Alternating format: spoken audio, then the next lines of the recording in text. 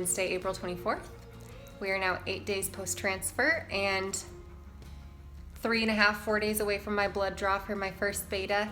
And I took another early response pregnancy test when I just got home from work at about 4 p.m. and 8 days post-transfer. You can blatantly see that the line is getting much darker. That was just between yesterday around 1 or 2 and today at 4.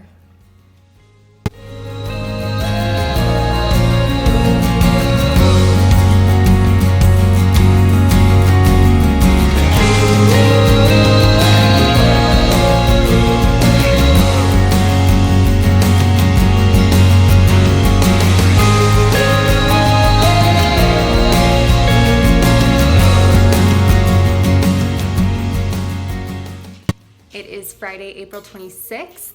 We are now 10 days post-transfer and still getting our 2 lines.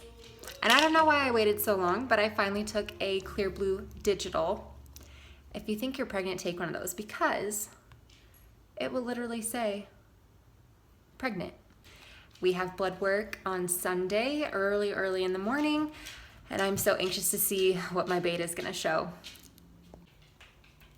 It is Sunday, April 28th. We had my beta this morning and got the call during church. Of course, my husband was like, leave your phone right here. In case they call, you can go answer it.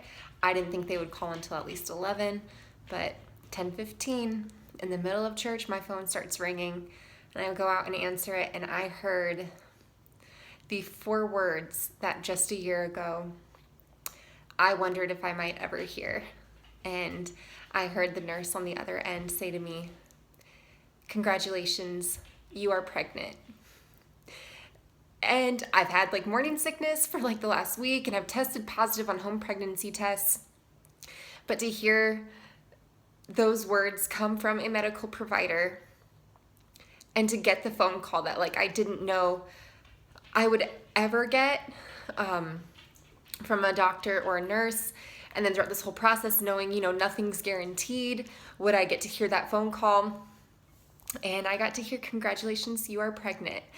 I don't really know. Of course, I've tried to do my research to kind of see what my beta looks like compared to where other people are 12 days post-transfer, and I've gotten to the point where I don't know. Maybe there's 1, maybe there's 2. We'll have a better idea in the coming days and weeks. I'll go back in 2 mornings on Tuesday for more blood work and then schedule a viability ultrasound for a little over 2 weeks from now. So super, super exciting things. We took the time to call some family today and let them know, obviously it's still early, but with this journey we've been on, we are going to celebrate every moment. And of course, they're all just so excited for us. They know it's been a bit of a long road. So today, we got the official word from the doctors that we are pregnant, and we will let time tell how many babies we're growing, but I'm feeling it, and I took another 2-hour nap just a little bit ago, and I think it's about time to go to bed until tomorrow. So we've got a full week ahead and exciting weeks and months ahead. Right now, current due date is January 2nd. Happy New Year.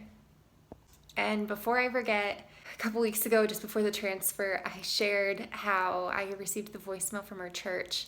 And this morning at church, after the beta, but before we got the results, I was able to meet 2 of the women. The one who had initially left the voicemail and another who's been part of the team at our church that's been praying for us.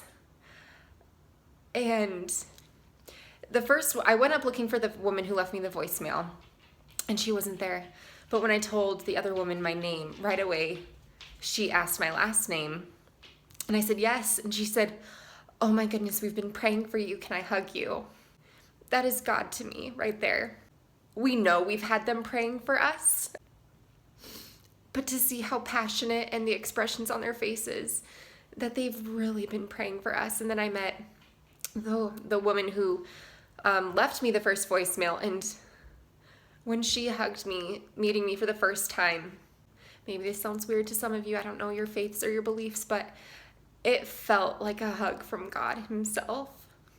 Just so spirit-filled and saying, I'm here, I've got you, I'm over all of this, and I've got a good plan for you with this. I am so grateful and feel so blessed for the church body that we get to be a part of, that we have this support network and people that we'd never even met before. But today I got to meet two of them, and I can tell that we're going to be so supported. And it was just my reminder again of God's grace and mercy and his provision, and that he is putting people in our lives and in the path in front of us to show us himself and to show us that he's got us and he's got this.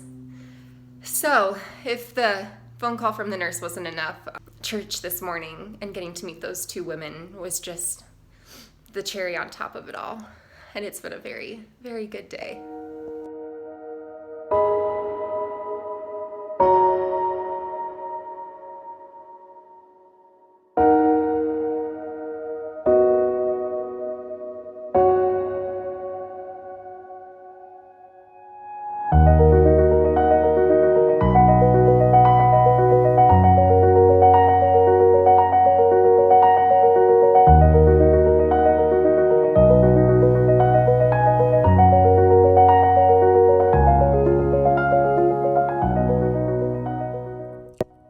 It is Monday, May 13th. Yesterday was Mother's Day, and this morning we had our viability scan, which was our first ultrasound, and we got to see little baby. We have one perfectly healthy little baby who has made themselves at home. We got to see the flutter of the heart on the ultrasound monitor, which was unreal. To get to see that. I'm just about 6.5 weeks.